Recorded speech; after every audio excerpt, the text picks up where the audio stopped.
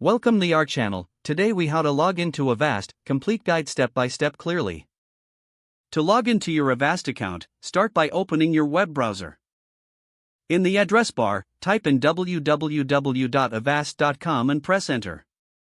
Once the Avast homepage loads, look for the login option in the top right corner.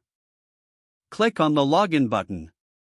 You will be redirected to the Avast login page. Here, enter your registered email address in the first field. Next, input your password in the second field. If you wish to stay logged in, check the box next to Remember Me.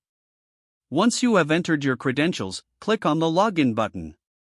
If the information you provided is correct, you will be logged into your Avast account. In case you forgot your password, click on the Forgot Password link below the login fields. Follow the prompts to reset your password. After resetting your password, return to the login page. Re-enter your email and new password. Click the Login button again. You should now have access to your Avast account dashboard. From here, you can manage your antivirus subscriptions and account settings. If the page does not load, refresh the browser or try again in a private or incognito window. Make sure you are using the correct email address, then retype it carefully to avoid small typos. If your password is not accepted, use the reset option and create a new strong password you can remember. Check your spam folder for verification or security emails, then complete any requested confirmation steps.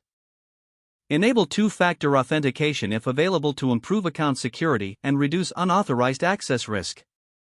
After signing in, review your profile details so your contact information and settings are accurate and current.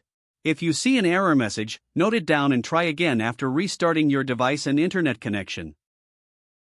Log out when you finish, especially on shared devices, to keep your account and payment information secure.